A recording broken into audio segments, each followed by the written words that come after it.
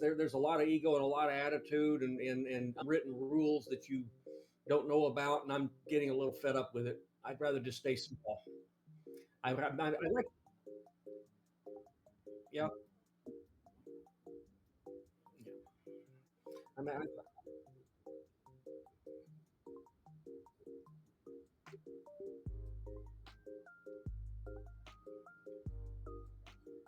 well, yeah, I'd like to be big enough to where I can be an affiliate and do some of these fun things that are in here. But I mean, come on, yeah.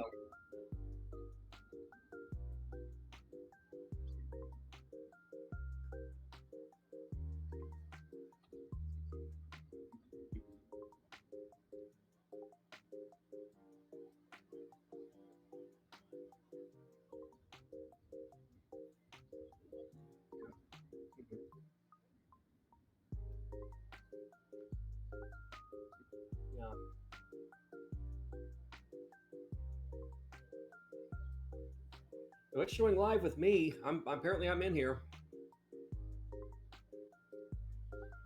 That's what my Twitch is showing here. My Twitch app on my iPad here is showing live with. It's got my icon there. So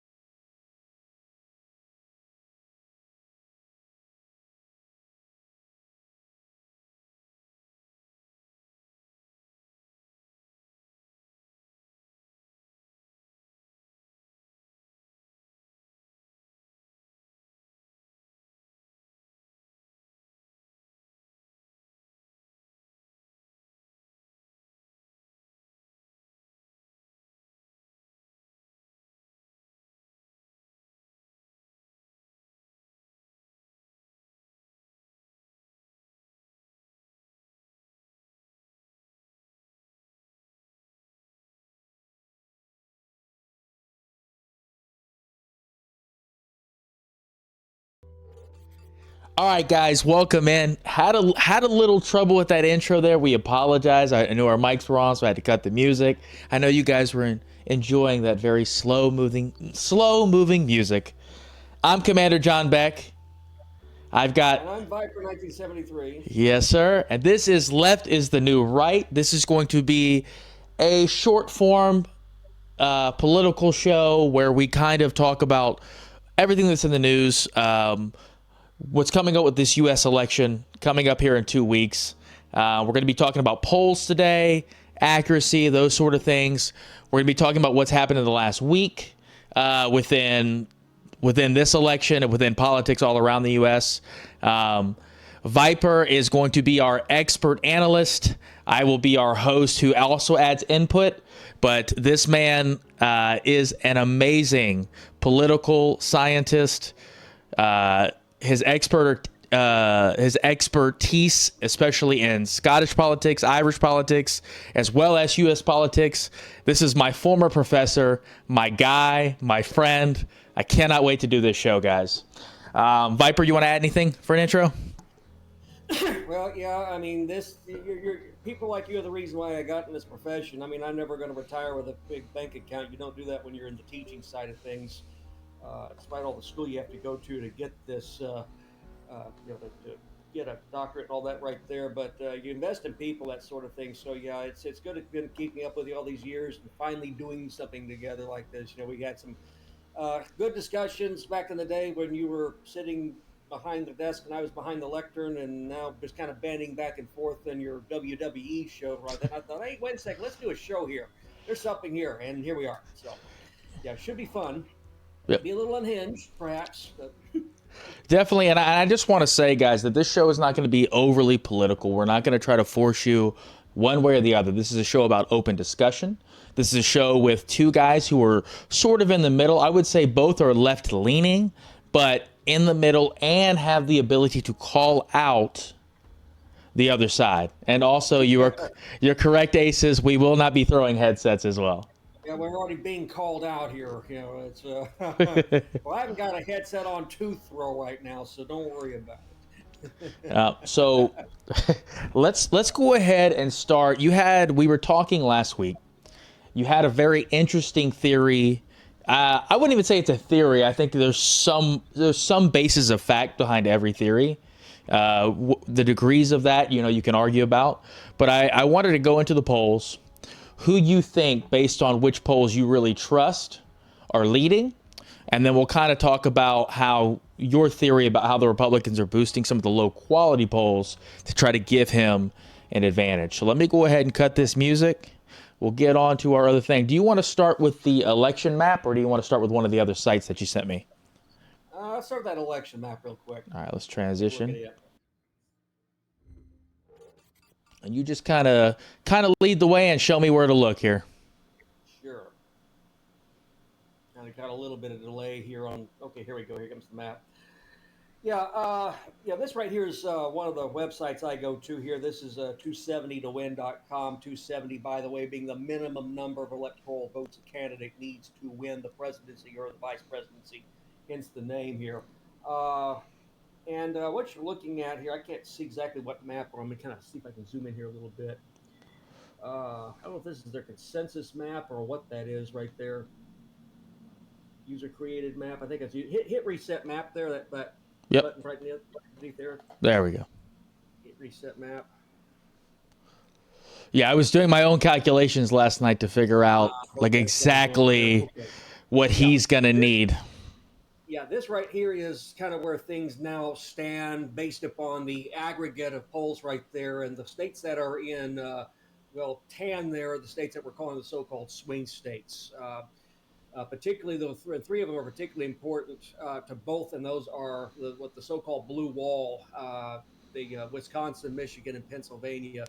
If anybody sweeps those, they've got the White House. Yep.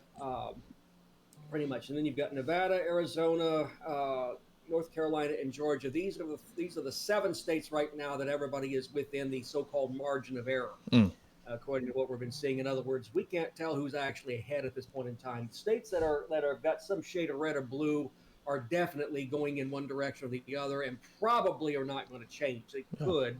The ones that are deep blue and deep red are not going to change. You can pretty well just go ahead and color them in right now. Yeah. As far as that is concerned. And just to put this out there for everybody, if this map holds up, and let's say the 3 blue wall states go blue, Trump takes back Georgia and Arizona and also flips Nevada, Harris still wins. If she gets the 3 blue wall states and everything that's on here blue now, she gets 270, exactly 270 electoral votes, and it's over. So we just showed that for you guys right there. See the map coloring in at the top of the bar showing the electoral votes coming in, so that's kind of what's going on. And everybody's looking at this right here from the point of view, okay, well, who's ahead, who's not ahead? The national vote doesn't matter. It's these state votes that matter right here because of this electoral college system we've got here. And I've had people asking me again and again, who is actually winning this election right now? I don't know. Yeah.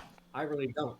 The polls I'm looking at, as far as that national vote I told you not to look at a few moments ago, quite a few have come in. Some of them showing tightening. I've actually seen a couple that have come in that actually are showing Harris blowing it up, like a 7 point advantage in one of them. Wow. Now that could be what we call an outlier, which every so often you get a poll that's just skewed just because of the sheer luck of the draw, who you interviewed right there. Yeah.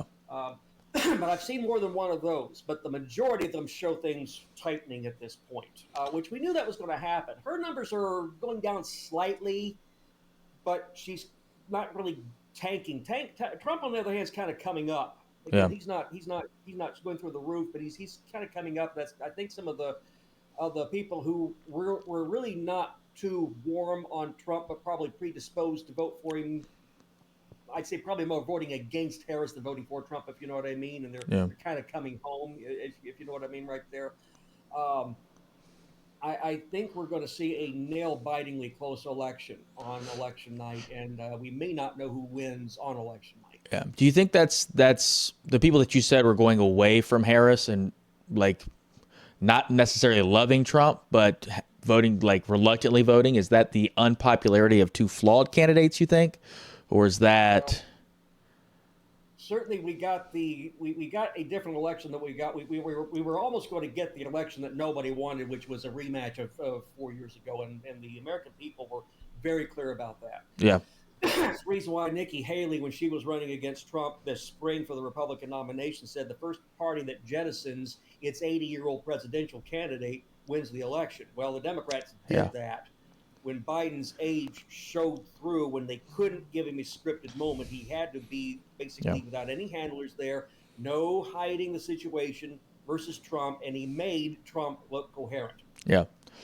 You can see what the presidency's done to him.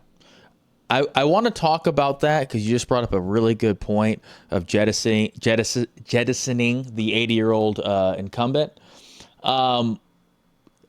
Rogan, we'll talk about this interview later. Rogan and Trump were talking about how it seemed designed. They said that they got a debate earlier than usual, and their theory was that it was to push Biden out there, so if he did tank, there could be a replacement quite soon. So I want you to talk about that, and then also this idea, because I had brought it up to you before, because there's a lot of other people talking about this. Obviously with the election fraud claims from the previous one and the fixing of elections, as Trump liked to coin it, the idea that Biden pulled out and no one was nominated, and how that's actually what happened was not unusual.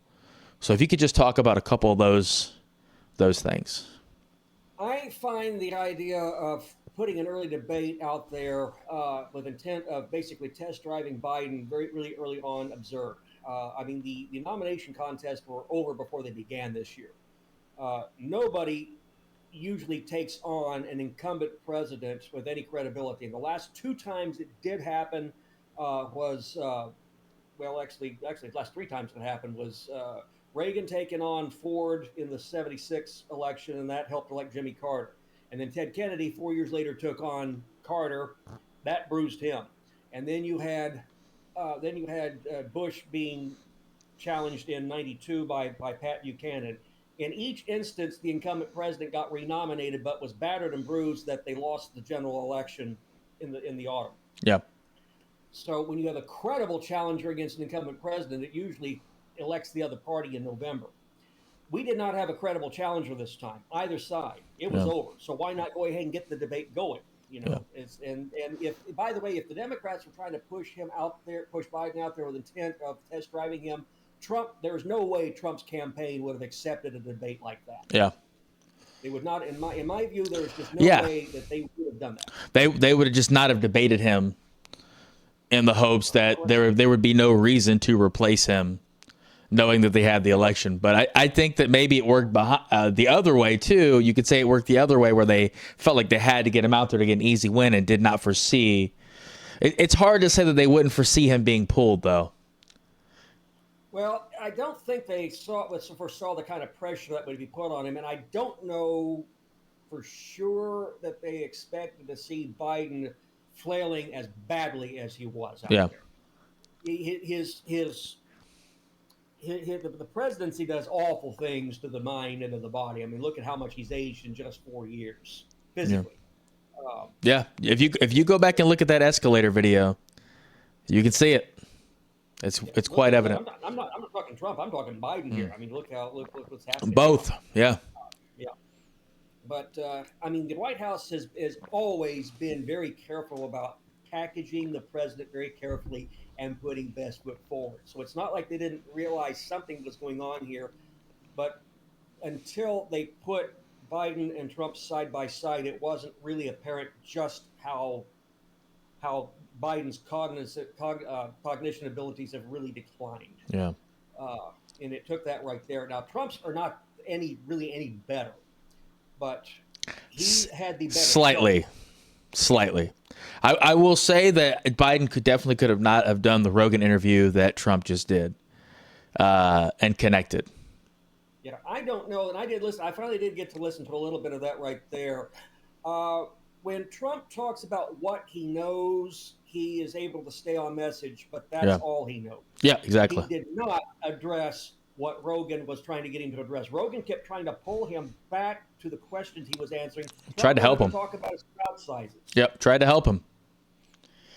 You know, Tried to help him. and I don't care how many people show up at Trump's or Harris's rallies. What's Yeah. that got to do with inflation?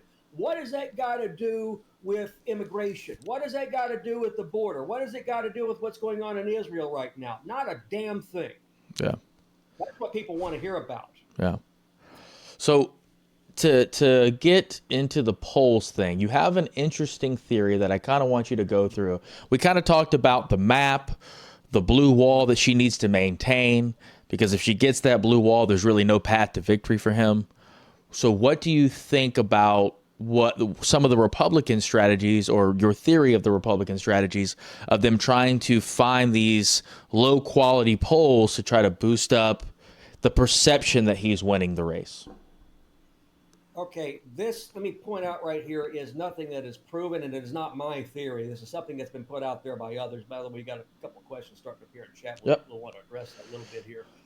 Um,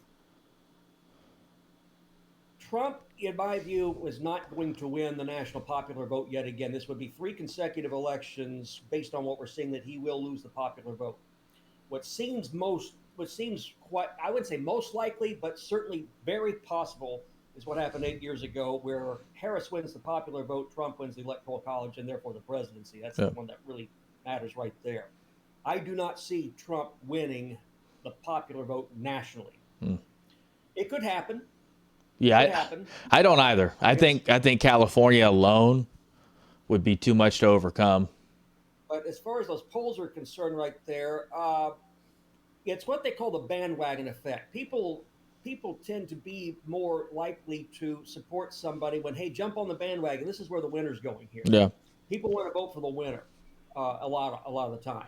So I'm trying to see some effort to put some bandwagon effect in here. Now, here's what I think is going to be, if I am right, in that these rumors have some substance to them. Bear in mind, you don't run on the basis of rumors necessarily, but unfortunately, when it comes to the politics in today's media, you can't ignore it. Yeah. What it's doing is it's causing a lot of panic among the Democrats. They are a lot more panic prone than the Republicans are. The Republicans are very confident they're going to sweep the board right here, and they may well do that. Yeah. Thing is, though, is I think that if they're trying to flood the market with some low quality polls to make Trump look better than he's actually doing, and again, we don't know, it's that close. It gets if they get that. Put it this way: what it could actually do is cause the Democrats to panic and get them to the polls, because when you're complacent, okay, we've got this. I don't need to do anything. Yeah. So if you think you're going to lose, you're probably going to do something about it. Let's Dinky Peter. Just Viper, real quick. Did you see the apology from Trump? I have not seen it yet, so we'll probably show that a little bit later. And then polls don't get the undervote, though. Trump supporters hate early voting, so that's iffy to base off of. So just like kind of add a response in there. Well, that's what I was just saying a few moments ago right here, is that, there's a lot of don't know here. And, yeah, the polls did undercount Trump 8 years ago and 4 years ago. Now, the higher quality polls think that they've addressed that. Okay. If they have, then what we're seeing in the polls, bear in mind what we're seeing in the polls now is what we actually did get 8 years ago and 4 years ago. Yeah. So if they have addressed this there and the country really hasn't moved, and I don't know that it has, I don't think it has, then we're probably actually seeing something more accurate. Because remember, Biden's like 7 points ahead going into Yeah. election day, and he squeaked in, Yeah. as it were. Uh, as far as the undervote is concerned, the only way we're going to know for sure is the actual election, seeing what actually comes out of that. That's Yeah. how we're going to actually find out about that. As far as early voting is concerned, what we're hearing so far from news sources across the left to right spectrum is we are seeing more Republicans going to the polls earlier this year because Trump has been pushing early voting at his rallies. Unlike 4 years ago, unlike 8 years ago, he's been pushing it pretty hard. We're expecting to see a more Republican tilt to early voting than what we've seen over the last couple of election cycles, and a more Democratic tilt to day of voting on election day. So I want to ask, because you just mentioned that a lot of these polls feel like they have addressed that issue. It was one of the big issues when he ran against Hillary. Obviously, she had a huge lead. It wasn't real. Thank you for the follow. We appreciate that. Holy Flacchio, thank you for the follow. Name. How do you think that those polling services were able to adjust and to address that, because they got the Hillary and Trump election so wrong, like really wrong, and then the Biden one, they had him by 7, and it wasn't as bad as the Hillary election. That one, she had a huge lead, and then you know what I mean? What happened? They honestly didn't even know what happened for a while after that. So how do you think that they were able to address that so that these are a little bit more accurate? Well, it's a matter of what they call part of it is asking questions that weed out people who are deliberately lying to the pollsters, and there is a little bit of that's going to happen. It's one reason why you have a margin of error in these polls, by the way. People who are ill-informed, Yep, don't have enough information to give a good quality answer. And then you've got the people who just won't talk whatsoever. They have another thing that they do called weighting that's supposed to address the inequities. But when there's a pattern of behavior that throws things off, then you can usually weight the scores to address that systemic matter and bring things closer to where they actually are. So that's one thing that's happened. Now we just basically were kind of throwing spaghetti at the wall and see what would stick when it came to 8 years ago in terms of what got it wrong. The polls were more accurate, but still off. The high quality polls were still off somewhat. And if they've gotten it closer, then I think we probably are seeing a polling result here that is more reflective of what is in fact going on. But again, we won't know until we've got the ballots actually counted in about a week and a half. Yep. So real quick, Viper, don't know which side this channel leads to, but is there an overall objective sentiment among the people in the U.S. towards any of the parties asking from Europe? So I would say real quick, just a response from me, then we'll go to Viper. We are definitely, I would say, centrist left. I would say years ago, about 10, 15 years ago, we were definitely considered not far left, but more left. But as each party, now the right was already kind of over here, the left kind of, I would say, left us a bit, where you now have far left and far right, and then you have most people who are centrist one way or the other. And I think this party leans left, but we're going to try to be as objective as humanly possible, and we're not going to force anybody either way on this show. We're going to call out bullshit when we see it. But yes. And Viper, go ahead. Well, the question sends right here, is there an overall objective sentiment among the people of the United States? Washington Post put out a pretty good article earlier as we were moving from summer into autumn, that the centrist part of America is starting to rise up and say, all right, we're sick and tired of the bullshit on both the far left and the far right. Neither represents anywhere close to the majority, but they've got a really loud bullhorn, and the media loves to cover them because, well, the center is boring. Yeah. You know, it doesn't get people to pay attention. The center is starting to rise up and say, all right, we're sick and tired of the petty politics. We're sick and tired of the gotcha politics, getting even, getting revenge. We want the country governed. Yeah. So, ACES, most people are starting to move centrist. Yeah. Another question for you, Viper. Do you think there is a possibility? Because I've actually watched a little bit of CNN's coverage on both candidates, and it does seem like they are being a little bit more negative, not like they were to Biden. I don't think we really saw, like, man, he would eat ice cream and there would be, I mean, nothing talked about. Where I think with Kamala, there's a lot more negative. Like, even the town hall that she did, they did ask tough questions. Some of them she could not answer. And they let it go. So do you think there might be an undercurrent of them wanting Trump? Because for their TV ratings, it obviously would be better. I don't know. Look at the way Trump treated them during his term in office. He banned their correspondent from the White House, and that actually resulted in a court case where a federal judge ordered them to restore CNN's credentials on First Amendment grounds. Yeah. As far as ratings are concerned, I don't know if I were a CNN executive that I would want to do that. Yeah. Notice how the Washington Post, I think the LA Times, and a couple of other major newspapers that usually make endorsements in the last couple of days, they were getting ready to endorse Harris, both of those right there, and the editorial boards or somebody in charge came in, Jeff Bezos in the case of the Post, we're not endorsing anybody. Yeah. Do you think that? Go ahead.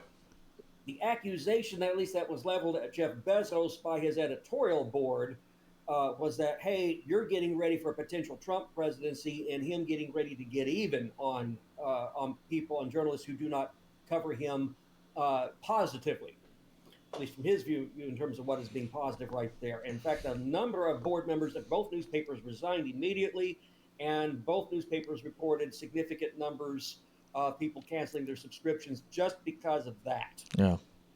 So I don't know, based on that right there, that CNN is doing this out of this. I think it's a case of they're trying to hold her accountable, but when she insisted on going in another direction, and they wanted her to go, give her her own rope and let her hang herself with it, basically. Yeah. She had a mixed performance. Yeah. I don't think CNN gave her a snowball town hall at all. Yeah. But she had a mixed performance overall, and I think that certainly they made the effort to press her on some stuff. But when she wouldn't go in certain places, they finally said, "Okay, let her give her answer.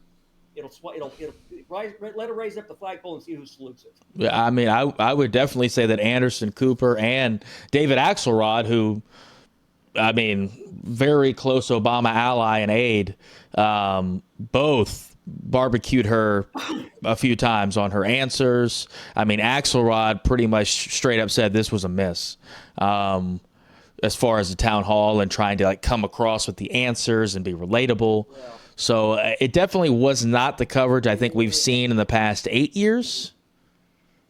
I think maybe it might have been helpful to her a bit for Axelrod to say that she missed, but I don't agree that she missed. Yeah. And I'll tell you why.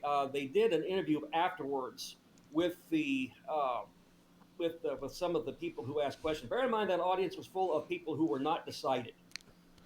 They were not going one way or the other. And then they asked the question of those of here, who, I think about 7 of them who remained, so not exactly a representative sample. Yeah. How many of you have made up your minds now? 4 hands went up, and all 4 of them said we're going to go for Harris based on what we heard tonight. Yeah. 3 said we're still not sure which way we're going to go, but I think what's telling is, okay, how many of you are going to go for Trump? And not a hand went up. Bear in mind, that was supposed to have been a debate night. Trump said no to the debate. Yeah. And they also, in the name of fairness, offered Trump his own town hall, and he refused that. Which I could see him definitely refusing on CNN, for sure, doing that.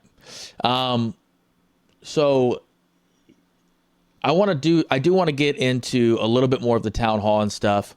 What do you think about their strategy so far? I mean, obviously Trump canceled the second debate after he didn't do so well. The Waltz and J.D. Vance debate I thought was better than their debate. They haven't done another one. She did a town hall. He has done multiple podcasts. I think she's also now going to do Joe Rogan as well. What do you think about their I would say social media strategy to try to win this election? Because it's been, I think, way more aggressive than past elections where, I mean, going on podcasting for like YouTube podcasters, that's something that's never been seen before for presidential candidates. Well, I mean, that's a case of, as I mentioned in my classes, and you might remember this from, been a while since you took my class. Hard to believe how time has flown. Yeah, the politicians jump all over media. Yeah. And anytime, especially when it's media that people are going to. Yeah, you've had the effort to get rid of TikTok, supposedly because of the Chinese influence, but guess where the candidates are? Why? Because that's where the viewers are. Yeah. You got to go where the voters are. So I think that's why you're seeing a lot of this new media going on here. Bear in mind, 1980, the debate between Reagan and Carter was just a week before Election Day, but Reagan delivered a knockout blow when he looked at America through the camera lens and says, "Are you better off now than you were 4 years ago?" Which that killed Carter. Yeah. Now, bear in mind, early voting didn't exist at that time, other than absentee voting. You voted on election day, or you just didn't vote. Yeah. So a lot of people are voting early now. What do you think? Because you just said, I think that's also been Trump and Vance's talking point. The same as Reagan. Are you better off 4 years than now? Do you think that's working? Because they seem to be doing that same strategy. Yeah, and I don't think it's working overall, because if it were, then Trump would be beating the living daylights out of her. She's the incumbent vice president in an unpopular administration. Some people are, a lot of us aren't. Or it's kind of ambivalent right now. Trump does seem to have the better trust in terms of dealing with the economy, but bear in mind that you don't really feel a president's economic policies until basically they're running for election the second time around. So we're just now feeling Bidenomics. Yeah. And quite frankly, if you look at the numbers, it seems to be working. Yeah. We have inflation is going down. Prices are not coming down fast enough for people's liking, but they are coming down. Employment is going up, and in good quality jobs, not welcome to thanks for coming to McDonald's. How would you like your fries today? Type jobs. So in terms of that, that's the case. But the thing is people are not voting on that on that basis though. They're voting on right here and now and what they're feeling, and they're not feeling times looking better, and that's what tanked George H.W. Bush in '92. The economy was actually not bad, but people weren't feeling it. They voted for Bill Clinton. So I don't think it's working overall. Plus, a lot of us remember, hey, that last year was pandemic and things got pretty bad, and Trump just kind of sat there and fiddled while the rest of the world burned in COVID fire. Yep. Let's talk about, so I've got the crystal ball and the national presidential general election. Which one do you want to go to next? Let's go to the crystal ball. Let's look at this crystal ball and go ahead and talk us through this thing. And after that might be a good time to take a look at play the Joe Rogan video or whatever you've got queued up for that there. All right. Which one do you want to look at? Let's look at Sabato's crystal ball. Now, Sabato surprisingly has not updated the presidential race, which in the region, I'll tell you what, Larry Sabato, he has been doing this for years and years and years, and has long been my go-to person for looking at where things are moving, because he will change his forecast as moving parts happen. It's not like you watch the weather forecast; they alter it as new information comes in. So people like to ding him, "Oh, you're always changing things, and you're just basically fitting your model to whatever the votes are." No, he's looking at new information coming in and adjusting his model based on what data is coming in. Most of his changes he's been making have been at the state level, where there has been some moving and shaking going on. And it looks like the Democrats are going to have down ballot a pretty decent day as things now stand. Maybe not a great day, but they're going to have a decent day, if you know what I mean. Looks like they might flip a couple state legislatures in their direction. Citizen forecast for the presidential election. Well, this is actually interesting. A little bit dated, but he has not updated his presidential forecast for a while, and they finally put up an article saying, well, we haven't done anything because we haven't had any new data coming in to give us a reason to move anything. Yeah, and this, like, especially after like the last 2 days with what's going on, this will probably change a little bit more.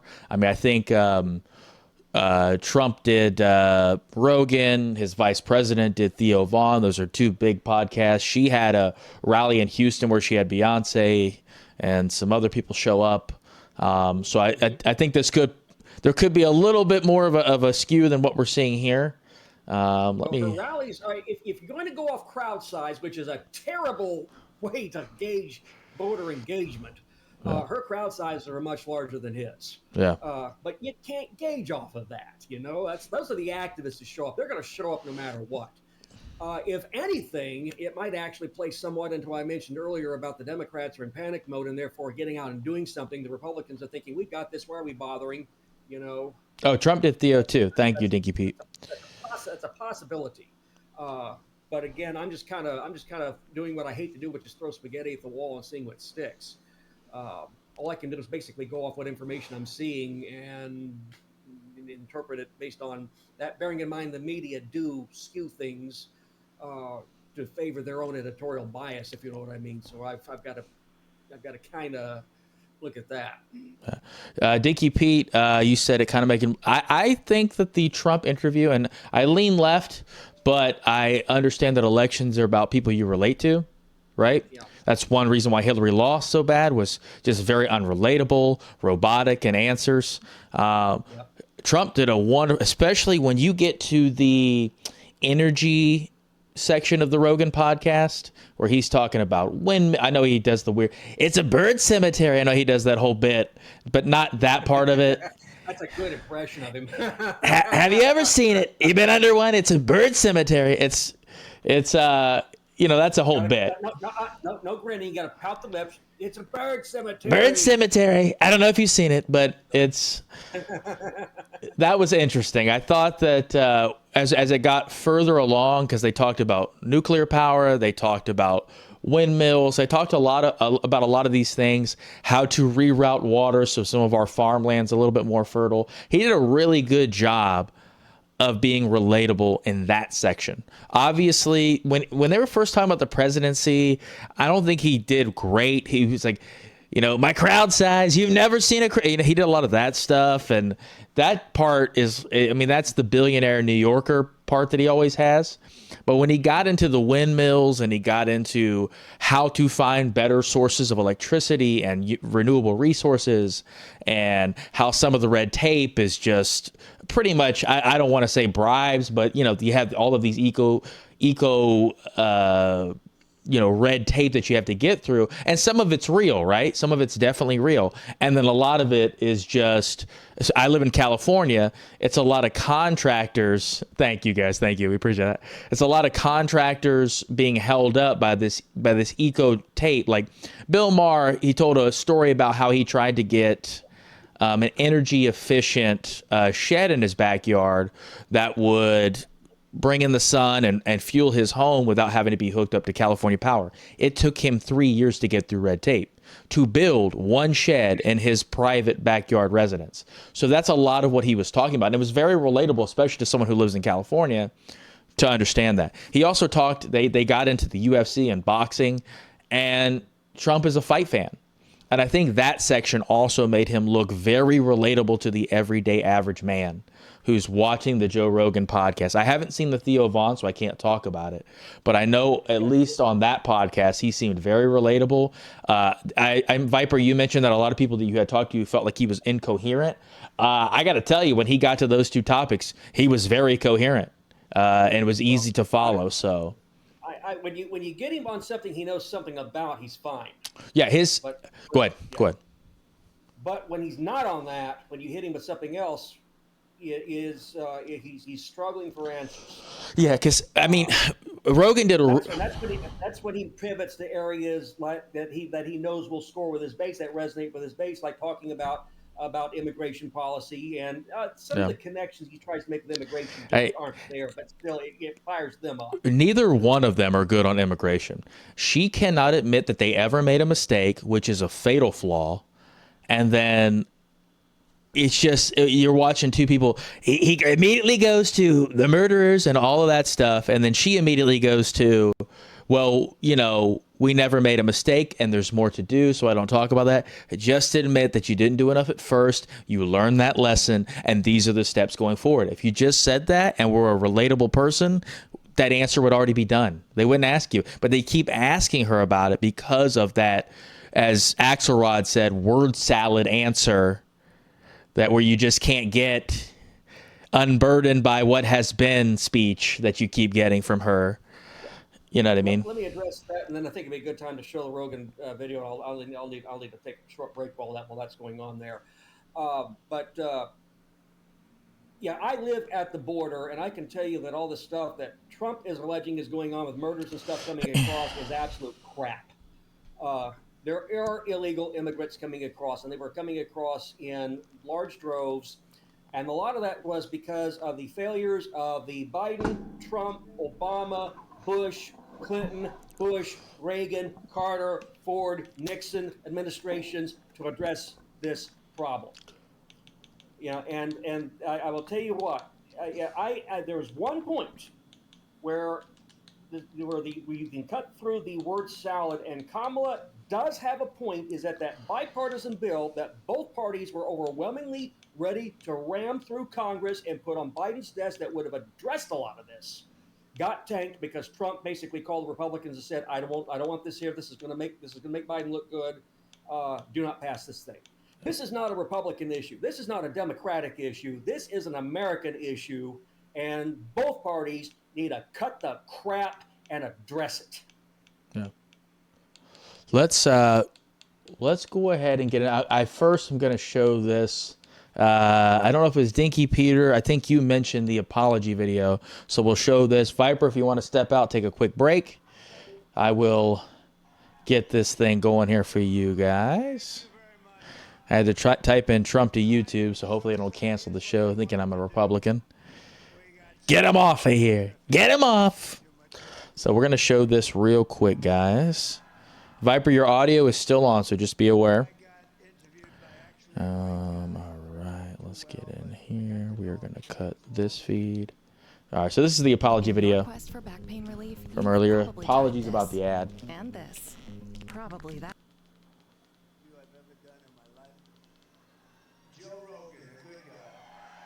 Joe Rogan, a good guy. It's quite something, and we had some other things really important. And I said, we're going to get this stuff done, and my people came to me, sir, we could cancel our evening event. I'm sure the people wouldn't mind us saying, are you crazy? I'm not canceling. There's no way. I'm not canceling this. No way. We never even. So I apologize, but it's all about winning. We got to win, and we did some things today that will help us win. I think we did a lot of taping, a lot of this, a lot of that, a lot of everything, and we're way up. I'm not supposed to say that, but we're way up. Dinky Peter Theo definitely helped add to the overall likability. The interview, they even managed to get a random discussion point of that. He's never used either, right? That's what he claims. I mean, I probably believe that part. It seems like he's very. His family had issues with that, so he swore he would never do it, but. Or so he claims. It never happened.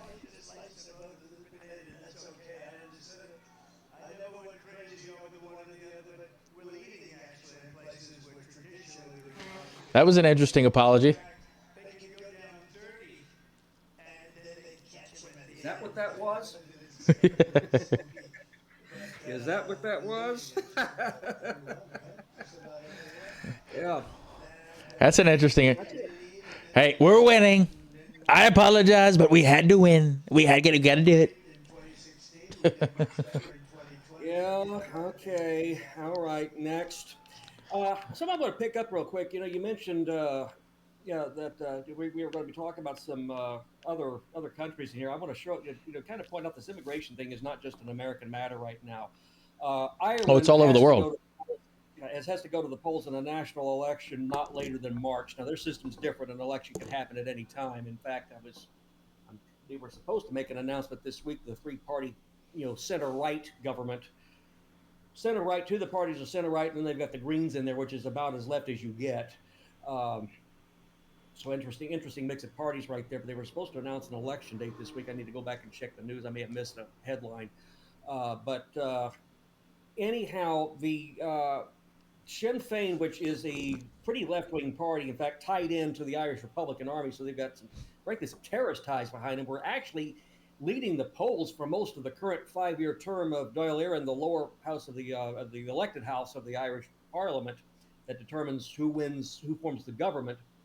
And then immigration all of a sudden started heating up once again, and then the polls have gone back in favor of the center-right parties that, frankly, Ireland is otherwise sick and tired of running the show as they've been for most of the last century. Eddie, let me know. Sorry, they're saying your volume is low, so I'm fixing it on the audio. Go ahead and talk a little bit. Keep talking. Okay. Yeah. And y'all let me know. Anyways, is that any better? Yep, he likes it. Thanks for letting us know in the chat there. Appreciate that. But anyways, and now it looks like that I don't know about Qantas Glass, the Greens, but it looks like Fianna Fáil and Fine Gael might actually win another 5 years in government. We'll find out, in relatively short time. I think this American election is going to influence that, however. So it'll be kind of something fun for us to talk about in the future episodes. You think it might follow the same trend? Whatever we do first will kind of like bleed over? When America sneezes, the rest of the world catches a cold. Okay. It's a good analogy. Let's go. I don't want to play. I mean, it's a 2-hour interview. We don't want to play the whole thing. But at least go to some of the things that they've broken up. And there was one right here, which is going to talk about the military and ending wars. So let's see what this is. We'll try to use some of the clips. Apologize for the ads, guys. And then y'all let me know about the audio as we get in here. The Joe Rogan Experience.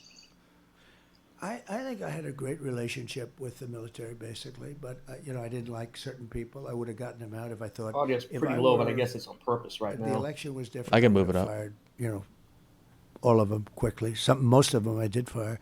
Biden should have fired every moved it up about our military voice level. person involved with Afghanistan. He should have had a lot of firings. If you look at him, he told Israel not to do anything, and at least Israel's not going to look at a bomb the way they would have been. Think if they Are listened you guys not to hearing Biden, it in the chat? Let us know. they'd be waiting for a bomb to drop on their head right now. He's been wrong about so much. I guess you'd have to say that she's been wrong too, because she always said they made the decision together. But I don't think you're going to be able Israel to hear didn't it, follow his Viper. advice. I think it was a very Okay. They're happy in the The chat, Middle East is rapidly but changing. I think for there your are audio, I'm not playing it through the desktop. prophets that say the world will come to an end in the Middle East. You know that, right? And we have weapons today that are so scary. When you look, Weapons we that are built them so all. scary. And when you look at the weapons we have today, the biggest threat we have in the world today is nuclear weapons. And we have other weapons too that are devastating. But the nuclear weapons, the biggest threat we have in the world today, and that's what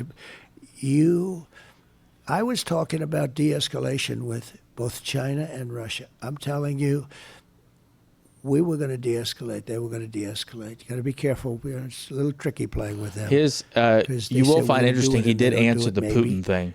But they understood the curse too. It's a curse. It's China's way behind us, but they'll catch us within 5 years.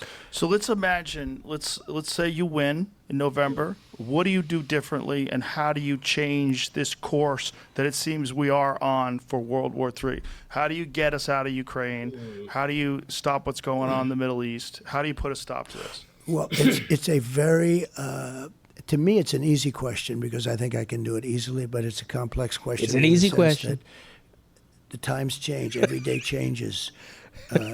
Who's winning, who's not winning. I mean, Russia's a war machine.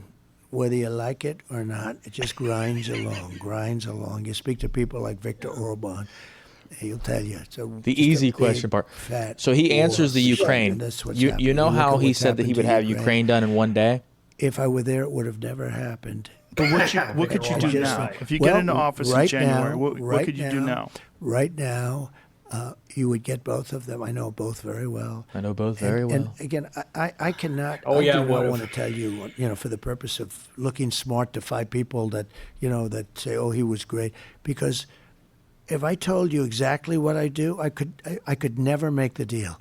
All I can tell you is that I would meet with Putin and I would meet with him, and I know exactly what I'd say to each one of them. And I believe that as president-elect, I would get that war stopped, and stopped fast.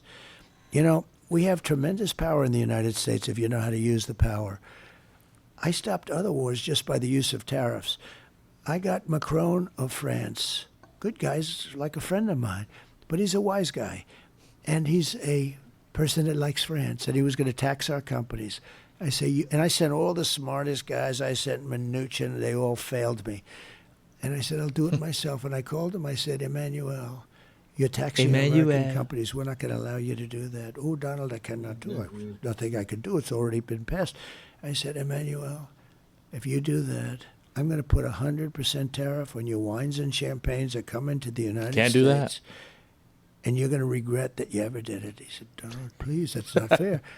Anyway, within about 2 minutes, he dropped the whole thing. And it was massive amounts The use of money his first against name, American companies. I Emmanuel. have to protect American companies. So why doesn't the Biden administration do this? So that was one of his answers. The Ukraine one, he gave an interesting answer because he said, it'll be over, because his famous thing, and I want you to go ahead and react to that as I'm finding this next thing. But his answer on Ukraine really had something to do with, I can't tell you what was said, but let me just tell you, there'd be a discussion. I already spoke to him, but it was never going to happen. I can't tell you what I said. Like, he kept referring to the fact that he couldn't, it was a private conversation, but that it would have never happened. Go ahead and react to that, Viper. Sounds kind of like Nixon's secret plan to get us out of Vietnam when he was running for election in 1968. Which, of course, we never heard what the secret plan was. And I guess he did get us out of Vietnam ultimately, but it took him pretty close to the end of his presidency for that to happen. And that's why he was doing Watergate. Now, what I heard right there was an awful lot of mouth and buzzwords being put out and no substance. I did not hear anything of substance in there, other than it wouldn't have happened. It wouldn't have happened. It wouldn't happen. Well, why wouldn't it have happened? Be perfectly honest with you there. That's what I'm kind of puzzled about right there. And tariffs stopping wars. Tariffs don't stop wars. Tariffs start wars. That's pretty well established in the international relations. How did we even come to be? Yeah, tariffs start wars. They start tariff wars, and then they can start shooting wars if things really get desperate. And there is ample evidence of that happening in the past. As far as the Chinese not being up with us, does anybody want to fight China with one arm tied behind their back? Yeah. Is anybody that damn stupid? Let me put it this way. Now, this might sound like a disconnected answer, kind of like you were hearing with Trump right there with some of the stuff he was saying in that video. Beijing Olympics 08 opening ceremony was just absolutely incredible, but the synchronous precision of those drummers, if you go back and watch the video of the YouTube of the opening ceremony, and you have to bear in mind that the Chinese army was heavily involved in that opening ceremony, and I started looking at, oh my God, I do not want to go to war with these people. Just looking at what was going on right there, and that was a ceremony. Yeah.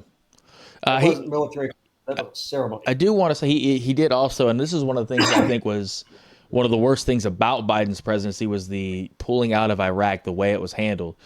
He absolutely killed that part of it. Like, that was a horrible moment for us as a country. It did not look good on any front. So it was one of the things that I think he's been the most effective about in attacking when he was running against Biden, was that. And he kind of talked about that and how the Democrats have not really been great at handling those situations, at least recently. Obviously, if you go back to Bush's administration, you can find a lot of fault in those. But yeah, I mean, as you can see, this podcast has over 18 million views in 19 hours. So I would say it had to be a hit. Well, okay, I don't know about a hit in terms of did Trump convince anybody. I don't know that that's happened right there. And this is where I, as an educator, am going to tell you that people need to be educated. Okay, the buck stops here was Harry Truman's slogan. You go to his presidential museum in Independence, Missouri. They've got a mock-up of the Oval Office 9/10 scale, and the famous placard, "The buck stops here," that was on his desk, is there in the mock-up. Okay, so the buck does in fact stop with Joe Biden. The pull down started during Trump. Yeah. The process got started there. So he's not innocent. And when we got into Afghanistan after 9/11, there were more than a few military experts that said, people, okay, for in terms of optics, we've got to go after these people, after them knocking down our buildings, hijacking our airplanes, killing our people like that. Yeah. But nobody goes into Afghanistan and wins. The Soviets couldn't do it. No one. We darn sure didn't do it, and everybody said this is how this war is going to end. They didn't think it was going to last as long as it did, but it was not going to end well, and it didn't. Yeah, I don't think I don't think anyone could win the war, but when when the planes take off and there's people hanging from the airplanes, that's a really bad image. That's it did not matter who was in the White House. That was going to happen. That's just it. Yeah. It did not matter who was in the White House. This was going to be the result. But Biden is president, or was at the time that occurred, and therefore the buck stops here. So can Trump run on it? Yeah. Yeah, I'm not. But anybody who has but anybody who pays attention to the international arena knows that this started prior to Biden becoming president. Yeah. You can kind of see based on these videos. I feel like people who were for Trump felt like it was good, and people who aren't didn't think it worked. I think because like you could just tell by the titles of these things. One of the guys, how it might help swing male voters. Willie Blow It, the Young Turks, obviously left leaning. So you can kind of see the reaction to this is still split, as you said. You know, she obviously got help from Beyonce. So you can kind of see where they're going here. She is trying to use. Go ahead. Did she? I don't know. I mean, she's definitely trying to get the young female vote for sure. Obviously, the Democrats always try to get that vote, and then he's trying to get the classic young male vote. So you can see that. I don't want to play too much. I really wanted to get a little bit more into when they talked about clean energy and stuff, but I'm not saying that they posted a clip, and I really don't want to have to go back through that 2-hour long video. So I'll find it and we'll go back, but real quick what we're gonna do is let's go to the town hall reaction and some of her best moments there while I separately all right, let me find something. All right, so this is on the border. There'll probably be an ad, so. And while Amazon I'm doing fall that, I'm going to go favorites try are to here. find Viper, just listen, react, and I'm going to try to find where that is in the Drexel interview. University from Flourtown, Pennsylvania, registered well, Republican, says he's leaning toward voting for you, but he's Yeah, yet to make a these final rallies decision. that you're seeing going on right here are Thank you for pretty taking much the time to play be to here their to bases, Jackson. people that they already expect Regarding the are gonna rapid vote for them increase in the overall migrant here. population, So are they going to how will you convince ensure that any every of the immigrant is few who integrated are into still sitting American fence in society terms of where safely? they're going to go? What benefits Probably and not. subsidies will you provide them with? It's a matter and how of, long will these in my benefits view, and subsidies last for the an side that's individual? going to win this election Most is the one importantly, that is going to turn out will the its American vote citizens' best. taxes pay for these benefits and subsidies? And if in so, terms of what's how much that money- going to look how like, I much don't know. money We've still will be got early allocated? voting going on, as I've said. Well, thank you, Jackson. Traditionally, Let's start with this. the last several election America's cycles, early immigration voting system is favors the broken, and it Democrats, needs to day be of fixed. voting And favors it's the been broken for a Republicans. long time. And we have seen And records part of what we falling in need to terms do of is people voting always early in prioritize several what we need to do states. to strengthen our border. I've I will tell you I'm seen the only some person data in this race among that the two says choices that it's that actually voters been have. there's I've been a personally very significant prosecuted transnational uptick criminal in Republicans organizations. turning out In and the voting. In fact, in trafficking some of guns, places, drugs, may even and be the human beings. majority of people I have turning out and spent voting early. a significant part of my career Again, I'm not too making keen on sure the that quality our of that border is information or secure from where they and got that it, and given the we do sources not that put allow it out criminals there, in, I've got reason and we to don't think, allow okay, that this is kind more of trafficking to happen blowing and come things into up our and making country. things look better than they And actually as are on both sides. Both sides are doing as my this opponent bullshit, which has proven it's himself, designed. It's he that would bandwagon prefer effect I to was run talking on the about earlier problem there. instead of fix the problem. You may know Yeah, but there were but, some of the getting most beyond saying to get conservative young members of the girls United States excited Congress to working vote with right others there. that came up If with a it border works for her, security bill. fantastic. Am That I would have holding put my breath on it 1,500 happening? more border agents at the No, I'm border. not. Those border agents I are really am not at overwhelmed. this They point in need the time. support. They need the backing. So It would have allowed us to have more resources to yeah, that's stem the kind of where flow I'm of at on that, as far far as that is concerned. I don't need to tell this he's going to be state and pulling up people the video around of the some country of Harris's moments what is during happening in during terms of the scourge town of hall, fentanyl and and how he did it not is review with me literally which killing ones he's going to pull up. Americans. So It would have hopefully put we can get a resources mix into of some of stemming her the better flow. moments and some It would have moments where given we're going more to have some resources to pointed prosecute, comments to investigate and to throw in her prosecute direction right transnational there. criminal organizations. It would have done a And lot I of will good. agree with Axelrod that there Donald were some Trump got word salad wind moments. of There the were bill moments where I and watched told them, live "Don't put and it I was forward. shaking Kill my the head going, bill." that is not an answer. Because That he is not preferred an to answer. run on a problem That instead did not of fixing address a problem. the question We that have got to have a asked secure here, border, and and if people are watching have and to have a undecided and hearing that, they're going to go, comprehensive well, okay, for you're going to do that as citizenship. Canada Harris. And that What's includes President Harris going requiring to do? people,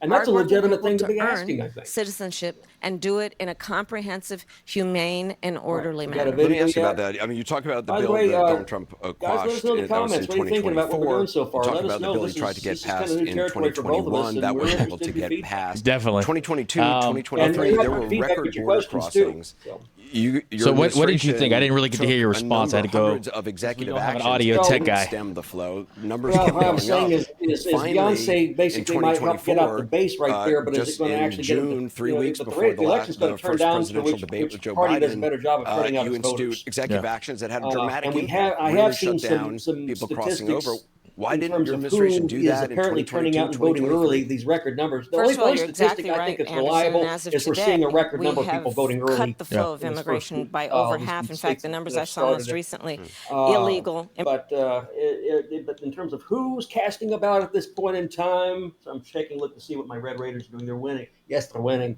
Over to you. Hey, Real Madrid is definitely not.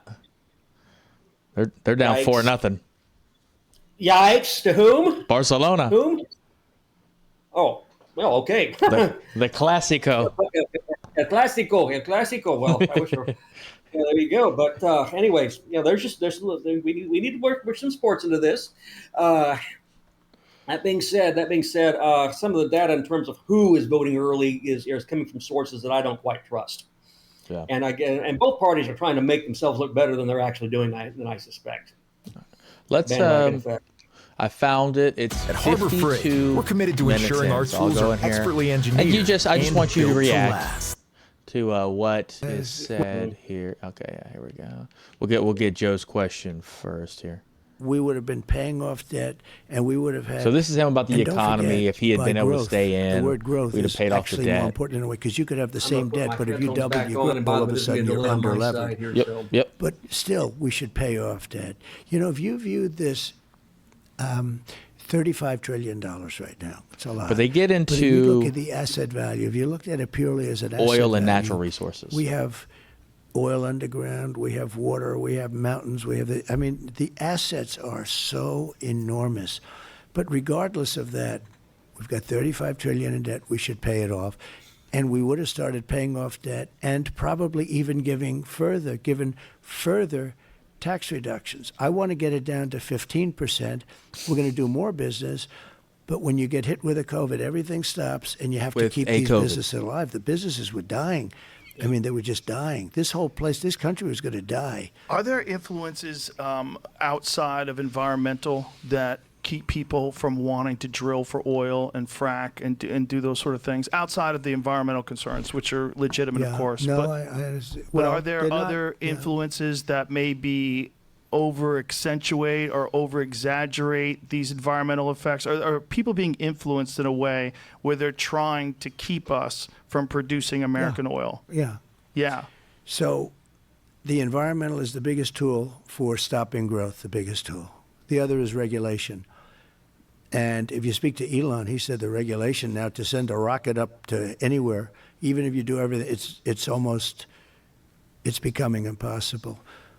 But they use environmental in order to get people not to do anything. Elon. And sometimes I say, you know, I look at some of I know the environmental stuff better because I had to build buildings in New York. I had to do environmental impact studies. And I would see some of these guys that I'd hire for a lot of money, environmentalists that would get you through the process. And they'd be up in Albany, that's the capital of New York, and they're up there trying to make it tougher for guys like me that were builders because they'd get paid more money. In other words, I had one guy, highly recommended. I was good at getting permits. I was the best one people. of the kings of. I was always very good, but the environmental stuff was always horrible. They could slow a project down 10 years, 15 years. I had This a project part is in Louisiana, somewhat true, built especially big California. LNG plant. It was for 14 years. It was going to cost $18 billion. One of the biggest, like the Empire State Building, laying down on its side times 4, massive, on the coast, on the Gulf Coast. And they said, sir, they're going to give it up. I said, they shouldn't give it up. What's the problem? They can't get their environmental. They had environmental permits that would fill this whole room up to the ceiling. And they said there was one mistake on one little line. One they wanted little to line. do it all over again. It's not going to happen. And I got them their permit instantly. And they built the plant. It's massive. So when you're saying that, so weapon. there's people that are making money, making it difficult. Yeah, Are you they talking make- about lawyers? No, I'm because t- they're well, I'm Joe talking does a about good job environmental of pressing him on this so consultants we and can lawyers. get to a environmental good answer. consultants profit off of dragging out the process. Absolutely. And And how they do make they the profit? process worse. How do they profit And I'd off that? probably do the same thing if I were them, to be honest And, with and you. it's about I wanna be business, which honest he with you. understands, How do they do and that? red tape. How do they make it? They how go, do let's say New York, they go to Albany. somewhat. Okay. Yeah, And they I convince got you. people that if you have a certain type of plant on the ground that's this big and The plant in is this theory big. valueless, that it's a rare plant and you cannot ever even touch it. You can't go near it. You can't put a building on it. You can't do anything. Or there's a little puddle and they call it a lake. And you have to go by the standards of a lake. I said, no, that's a puddle. Oh, you have no idea. Guys are filling a little puddle.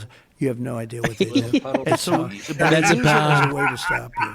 they use it as That's a way a to stop pond, you, that's and not a also lake. as the way to generate money. I'm a weapon. curious From how From an are they entertainment generating money factor, that way this though? is Well, they good. get fees. Right. They get fees. Massive fees.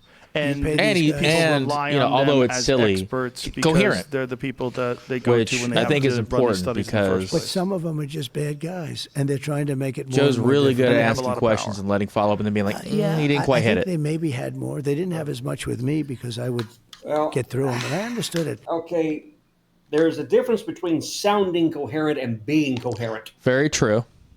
And I think we got the sounding coherent. In terms of being coherent, no, I don't think he's entirely there. Now, he's not all off base. He is correct in that you do have too much regulation, you do stifle the economy. Yeah. But is also true is if you have too little regulation, you also kill the economy. Yeah. Look what caused the Great Depression. Look what caused the Great Recession. It's because we backed off. We had no regulation for all to speak of that led to the Great Depression. Yeah. And then we backed off on things too far that led to, in the 90s and the 2000s, that led to the Great Recession. You have to have a happy medium. Yeah. The environmentalists, I have done some work with the environmentalist movement. You've known me long enough, Commander, that you know full well I've been involved in some of those things right there. I wouldn't say I'm persona non grata among them because I don't take some of their more radical points of view. If you want to make an omelet, you have to break a few eggs. Just want to say real quick, thank you for the new user, new follow. Appreciate that. Joe Rogan, or not, excuse me, John Cena was playing over your voice. I apologize for that. Hey, thanks for following the commander there for me as well. But that being said, you do sometimes see the environmentalists go a little bit too far, and some of their points that they're saying that might sound good in theory, but do they actually work out in practice? That's the problem with public policy: is the theory is good, but what happens when you actually put it into practice? In terms of like these bird graveyards with wind energy here, quite frankly, if I'll tell you how he is as concerned as he is about national security.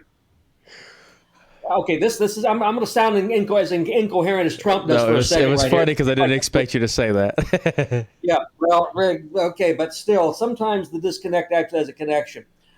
You want to deal with some of our national security issues that Trump keeps bringing up. Make us energy independent, and one way that we do that is get off of these foreign sources we are on, and we can do that by harnessing the wind, by harnessing the waves, harnessing our resources we have right here. And I'm not talking about drilling.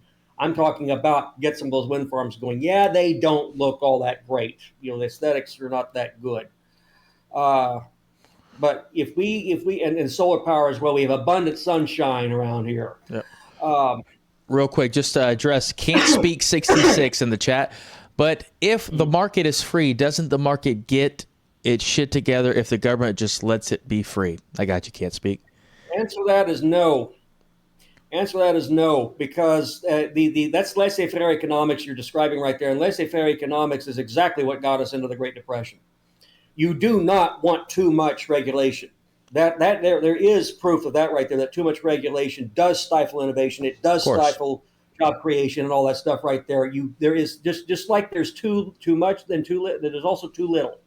Okay, there is such an animal. Yeah. The golden mean is what you're after here. You want that middle ground. The problem is where is it? The problem is exactly where is it? You're not going to come up with a perfect public policy. None of these candidates ever will. We could have a star candidate that everybody just fawns over and loves, and it's incredibly popular, but they're going to get every single thing right. No way they're going to do that right there. So I got to go ahead. No, but I cannot agree that just keeping the market wide open and leaving it to its own devices. We tried that, and look what happened to the 1930s and 40s. Yeah.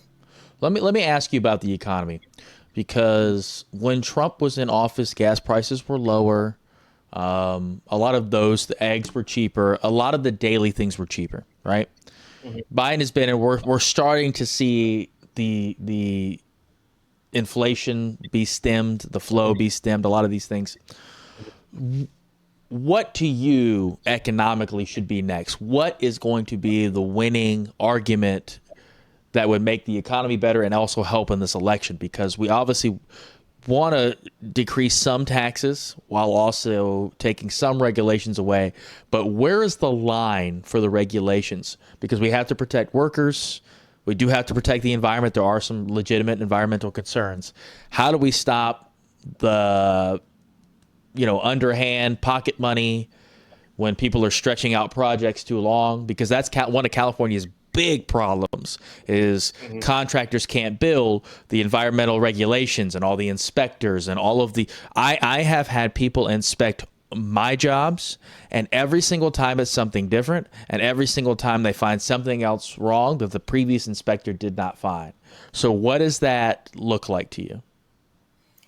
Oh boy, do we have all year? No, we don't. I don't know how much time we got left here, but it's a good 20 minutes. Yeah, a good 20 minutes.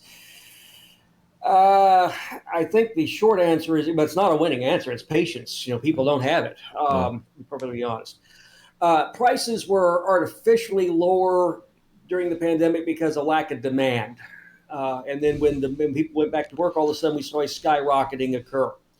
I think there were some warnings that Biden's legislation to jumpstart the economy again would cause some inflation. It did. Yeah. Those did in fact come to pass right there. But some things were cheaper during the Trump administration. Some things became more expensive prior to the pandemic, and part of that was Trump's protective tariffs, and that was because he didn't take the advice of his own economic advisors who told him, "Do not do this. You're going to do nothing but start a trade war and raise prices, and no one's going to win." Yeah.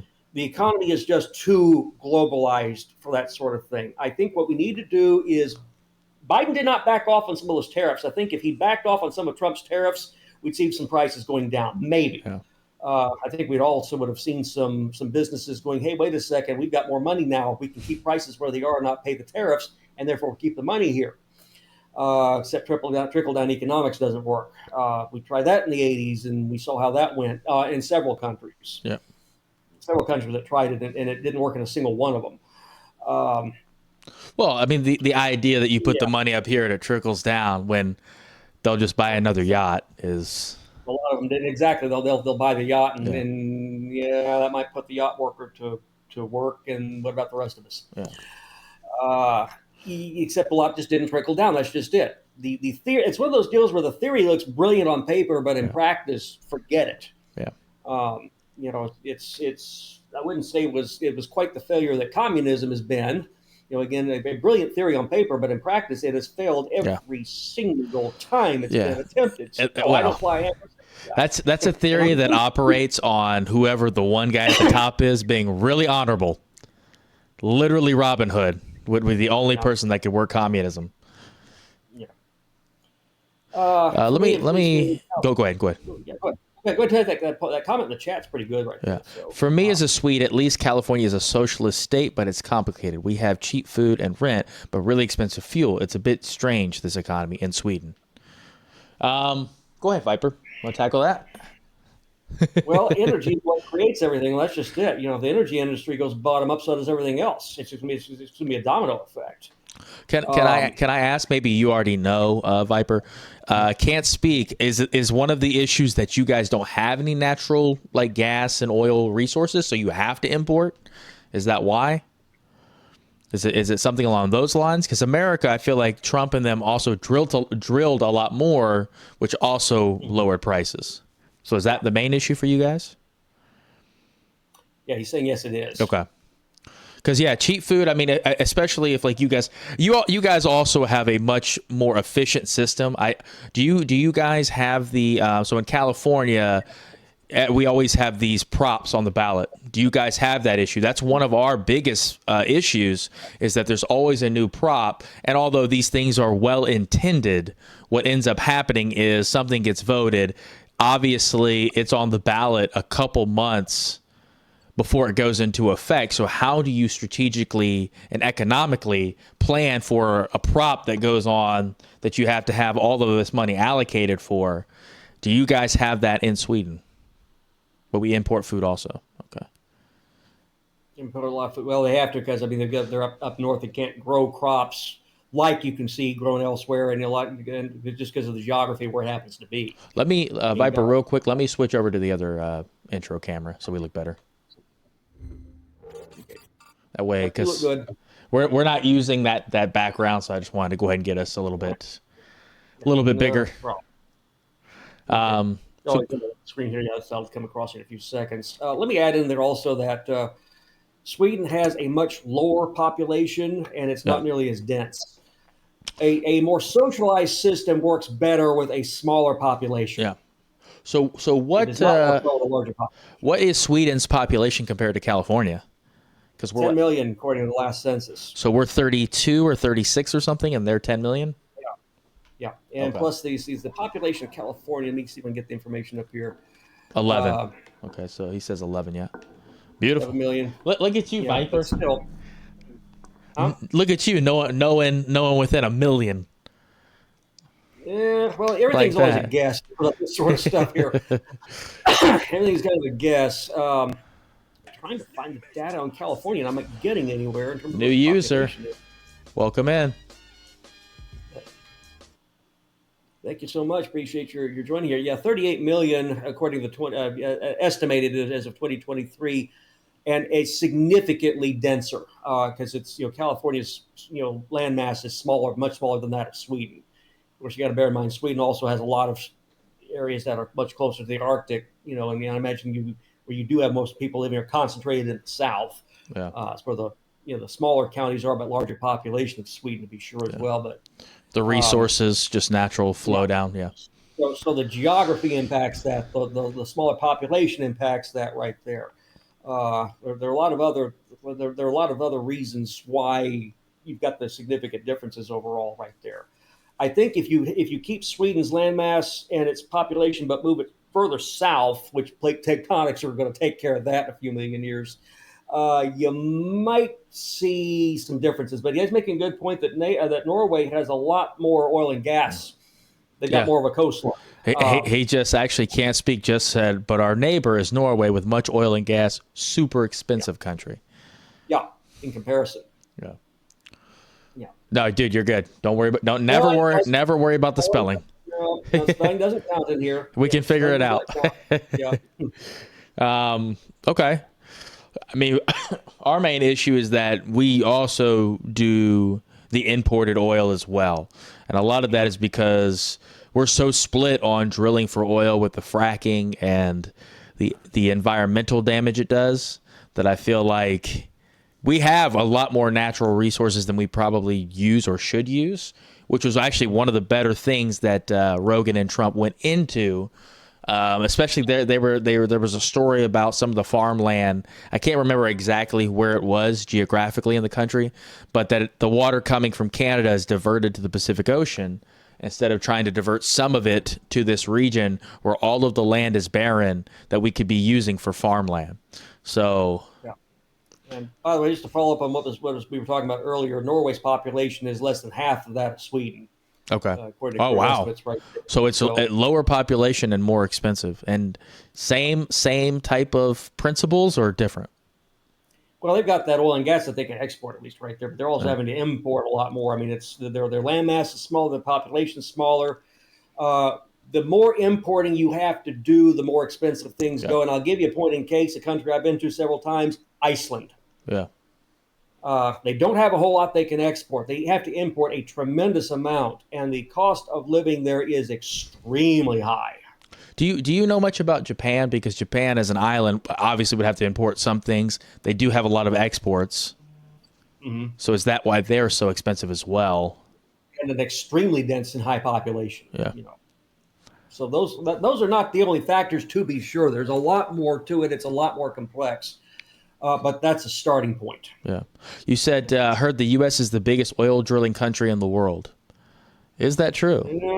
I don't know if that's true. I think most people buy Middle Eastern oil, I would believe. And then I think Russian natural gas, right? One of the big. Well, Russia's got a tremendous amount. Look at all the land they've got right there.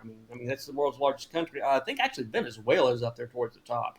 Yeah. And of course, the Middle Eastern countries on the Arabian Peninsula. Can we do some research on that? Because I would believe Middle Eastern oil would be the most widely used. We check on that. We could be, and we don't even know.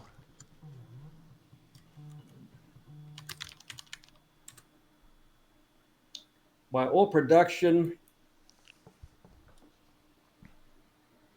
petroleum production. Well, according to this right here, this is crude oil. U.S. is at the top. 13 million barrels per day.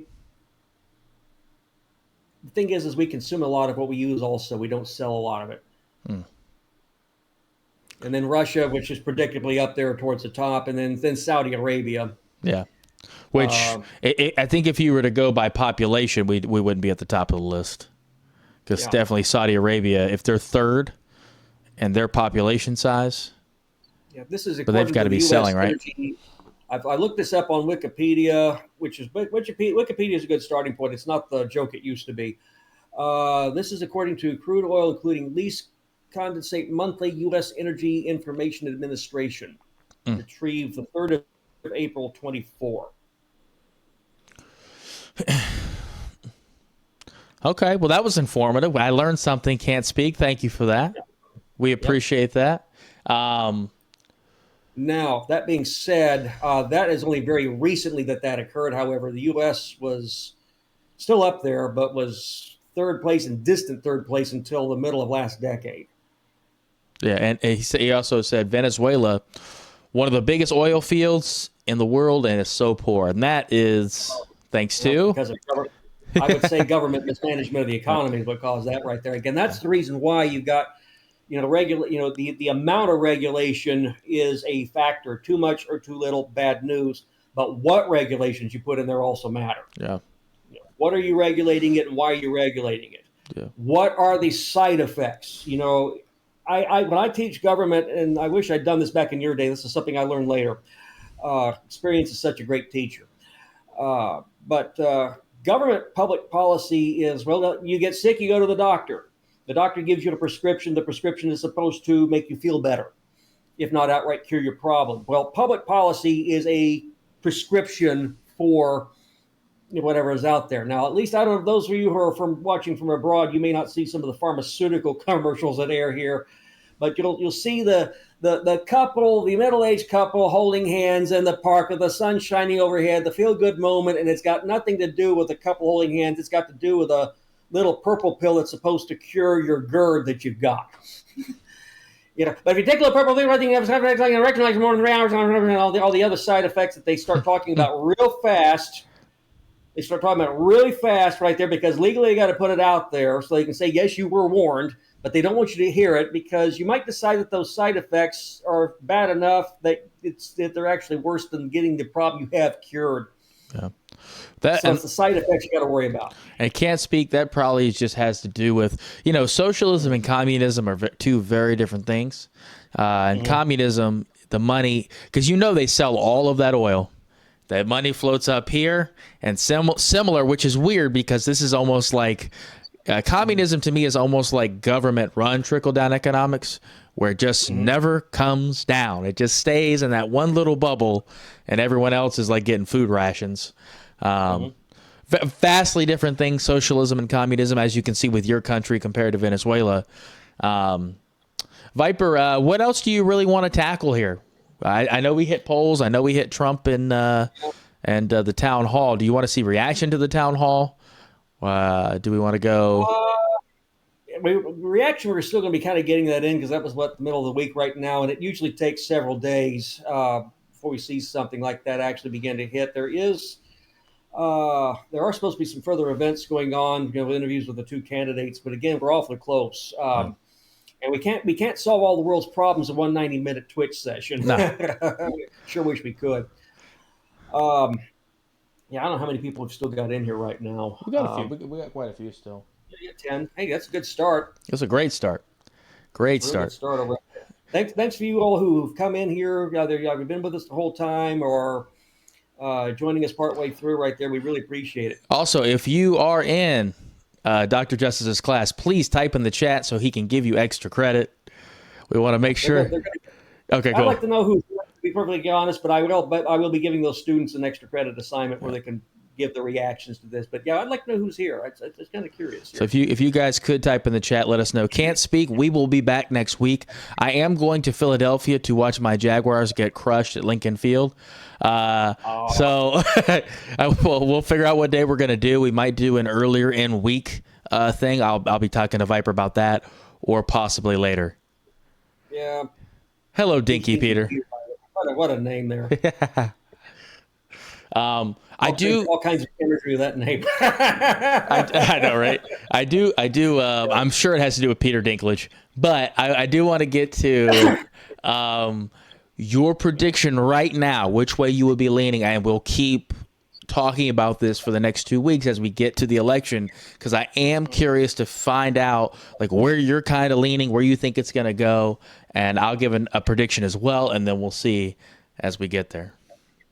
I gotta take one off of Nate Silver, who said his gut said he was going with Trump, but don't trust his gut. I don't know that I trust my gut. This is the first election where I have not wanted to put my neck out on the line because there is just too damn much don't know and too much misinformation or what could be misinformation. Yeah. We're not going to know for sure until the votes themselves actually get counted, unfortunately. Here's my predictions, and they're not going to be what you want to hear. The only thing I am going to say straightforward, I think, is going to be that the Republicans are going to get the U.S. Senate, a couple seats. Yep. There, it's not going to be a big majority. The House of Representatives, I would not be surprised to see it 218 to 217. In fact, I've seen a number of predictions to that effect. I think they're straight on with that right there. It's going to be an even narrower majority, whoever controls it. And it's going to be probably just as chaotic. I would say if the Democrats are in charge, maybe a little less chaotic because they don't have that Freedom Caucus faction in their party that the Republicans have in theirs. But Hakeem Jeffries, who would be Speaker in a Democratic House, is not Nancy Pelosi. Yeah. She was a master at keeping people in line, and Jeffries just does not have her longevity, so I don't think he will be as successful if he does become Speaker. We're going to see, I think, the Democrats pick up some state legislative chambers. He'll awake you. The views are about to go up now. I let my rescue cat. Our views are going to shoot up now. Good kitty. Yep. Everybody got to see her. I think we're going to see the Democrats pick up some state legislative chambers. I think they're going to have a good but not great day down ballot. I want to say DC 0114. I think that's one of your students, and obviously Eduardo is here from your class. Can't Speak 66 is hoping for someone better than Trump and Harris. Good luck. That's all I can say for that. Gonna have to wait 4 years. All right. Yeah, I'm hoping what's going to happen though is, and this is another prediction on my part, is that the American people are sick and tired, and I certainly am sick and tired of the far left and the far right basically running their mouths, trying to score political points instead of actually trying to run the place. Well I think said. you're going to see, no matter who wins, is that the common sense middle is going to step up and say, okay, we're going to deal with you if you don't deal with it. You don't act, we will, and goodness knows what's going to happen if that occurs. I would say my prediction is I am leaning like Trump is going to win. I just feel like the connection with the everyman, as opposed to, I feel like having Beyonce and all these celebrities, I just don't know if that's going to work. It didn't work. He's had his share of celebrities. Let me interrupt you. He has True. his share of celebrities showing up. True, but I do think that some of the podcasts that he's gone on, and done, I think favorable with like just normal, regular dudes. I think you're a very educated human, Dr. Justice. So I don't know if it works quite on you. You know what I mean? Because you're able to get past a lot of the talking points and the things that he does. But I do think that it is going to work with a lot of just like regular dudes, you know what I mean, that already watch Rogan and these kind of things. I'm going to put this prediction out there. Popular vote, Harris, but not by much. Yeah. The Electoral College is going to be the issue, and it's going to come down to who wins which states there. They are all within the margin of error, which means they could go either way. So my prediction is going to be popular vote, Harris. Yeah. I am not going to predict who's going to win the Electoral College. You're just not sure about Pennsylvania, Wisconsin, and Michigan? I do not know. Everything has been within the margin of error the whole time. Yeah. And that's why we call it a margin of error. I mean, good grief. Hillary Clinton, according to the polls, was supposed to win all of them. Well, that didn't happen. Of course, there was some miscounting going on. There may be this time. We were not going to know for sure until we see the actual results and compare them with what the polling's been doing. Yeah, to tell us exactly where it went. Eduardo from your class, Eddie 08. I think you could be onto something with the border crisis and with the economy. It's really hard to ask people, especially after a pandemic, if they were better off during Trump, because a lot of the stuff is outside of Biden's control. You know what I mean? With the pandemic, that's a tough question to ask. I do think a lot of people are going to answer that question with Trump. You know what I mean? I do think there will be some people. Also, I did want to ask you, Dr. Justice Viper, about a female candidate, because we saw with Hillary, now obviously she was also unpopular and very robotic. Do you think there are people out there who just, the woman president thing, you know what I mean, just not going to vote for her? Yes, absolutely. Yeah, and I notice I blurted that right out there. You are going to put up with, and forgive my saying so, but you're gonna have the bigotry factor out there, no matter who's running. No. You're going to have the bigotry factor, regardless as to what the demographic is. And she checks multiple boxes. She checks multiple boxes right there. And that is a very powerful vote. Look what's been going on in Europe, and I think Can't Speak can certainly speak to that right there. Yeah. Because your most recent elections were definitely affected by that criterion. Can't Speak. I also just want to say that's because you were not on the ground here. I think if you were on the ground here and not just getting information via social media or something, I think you would probably have gotten some of these U.S. elections correct if you were on the ground here, because you can feel it. You can feel it in everyday conversations. You can feel it in a lot of those things where maybe you can't feel it over in Sweden. yeah, I'm going to go back to what I said earlier in the Twitchcast. Names are a little too similar here. The Twitchcast here is that I'm going to say part of what I think is going to drive the Harris vote and the popular vote is going to be the Democrats are panicking. The Republicans are very confident, maybe too confident. Yeah, which we saw with and- Hillary was a bad formula. Yeah, the Democrats knew they just knew there was no way Trump could possibly win that election. Boy, did they blow that one. Yeah. And the Republicans got out and voted. They weren't so confident about that right there. They voted. I will push back on that because I think there was a hush hush. I think they knew they were going to win, and I think it was very hush hush. You don't think so? No, they did not. You don't think They did not. That surprised even them. Really? Because Surprised even them.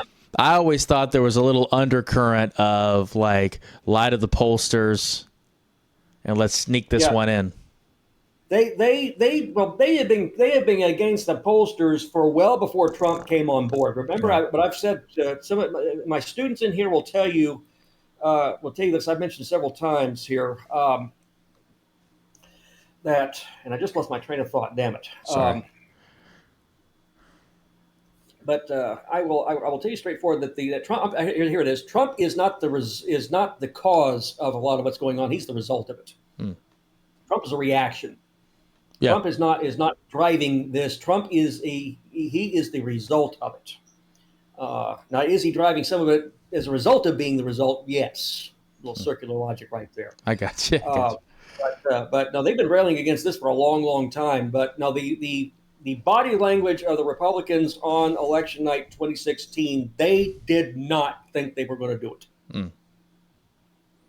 And They're glad they did. Yeah. Yes, they were very glad they did. Don't get me wrong. Very glad they did, but they did not think they had it. Yeah, I agree with Can't Speak. Hillary was a flawed candidate from the start. Very bad choice. She already had the Clinton name, which people already felt a certain way about. The housing bubble coming from the Clintons. Administration did not help. She was super robotic. It was really hard. The hot sauce in the bag thing. There were a lot of problems with that one. We won't know. Go ahead. I think Bernie would have beaten Trump in that election. I also think he would have been a one-term president. Yeah, I agreed. I think there were so many people that voted for Trump that were Bernie supporters that it really swayed that election as well. I do want to say we are over an hour and a half. I don't want to keep your students too much longer for joining us. I know you guys, some of you are probably like, all right, it's a Saturday. Thanks, Professor. Let me close up by addressing Can't Speak. I was living in Edinburgh at the time, and the atmosphere in Scotland's capital was absolutely that of a funeral for several days after Trump won. I was working in West Hollywood in Los Angeles. So everyone who's in the chat who has never been to Los Angeles, let me just tell you, this is called the Gayborhood of Los Angeles. I was bartending in the most popular gay neighborhood in Los Angeles. There were people openly weeping at the bar and crying. So it was quite the scene. It was a very surreal night. I was one of the weird people that thought Trump was going to win that election before it happened.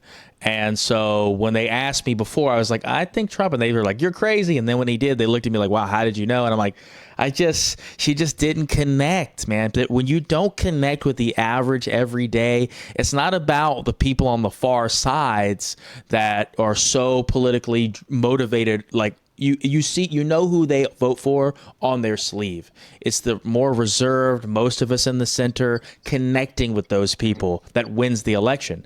And she just never did. And so that scene was really surreal. Thinking about that again.